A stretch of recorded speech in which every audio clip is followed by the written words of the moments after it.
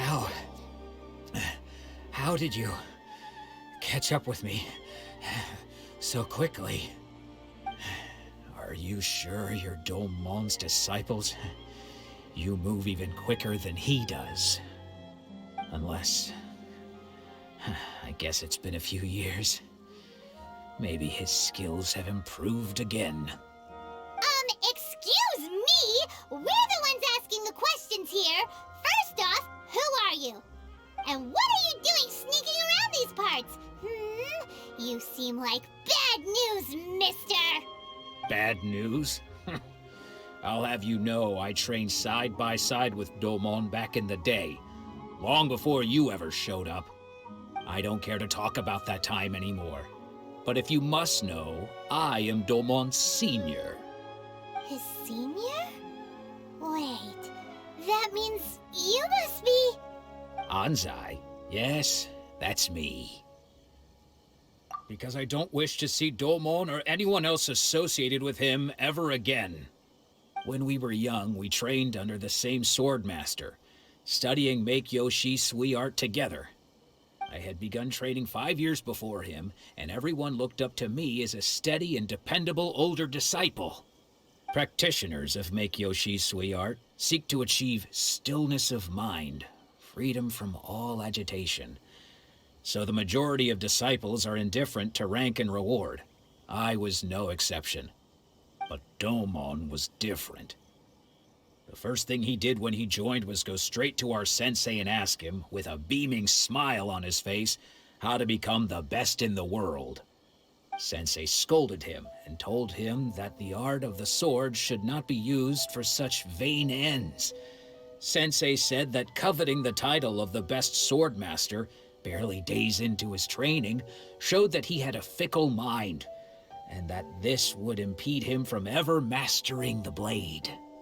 I thought so too at the time, but Domon began making swift progress in his training, and even started catching up with me.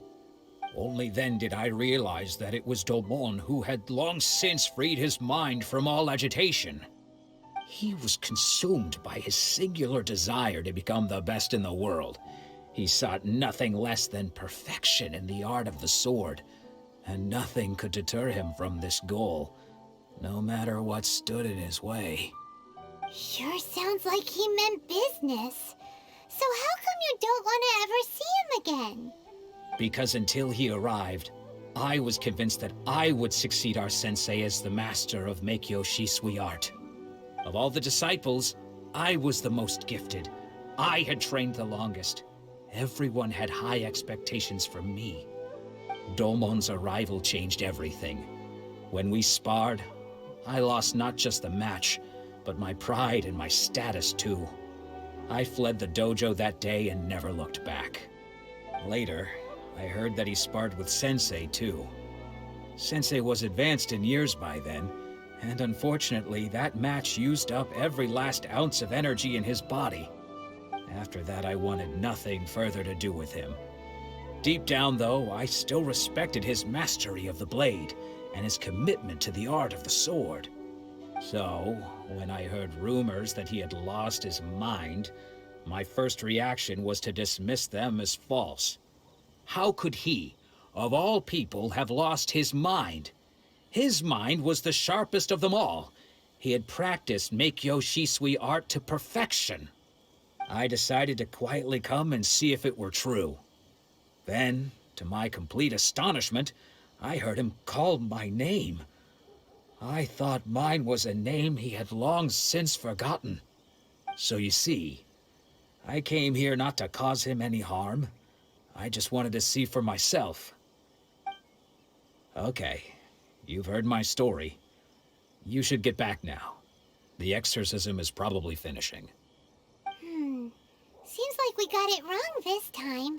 He wasn't here to mess up the exorcism at all. Still, Paimon's not sure we should bring him back with us. Let's go see how the exorcism's coming along. What? You're saying he isn't possessed? Does that mean he's just lost his mind? But how is that possible? No, I refuse to believe it. Something's clearly wrong. Nanako, please, try not to get agitated. I am sorry. With what powers I have, I can find no sign of any malignant spirit having possessed Domon. But spirits may take a myriad of forms in this world, many of which I cannot claim to have witnessed myself. Thus, I dare not rule out possession with complete certainty. And all is certainly not lost, for I received word not long ago that Lady Yae has taken an interest in your sensei's case. Lady Yae? Is that the same Lady Yae that I think you mean? The head shrine maiden of the Grand Narukami Shrine? That's wonderful news! Then Sensei will be sure to recover. Correct. Lady Yae is most knowledgeable indeed, and has abundant experience in the exorcism of evil spirits and aversion of great calamities.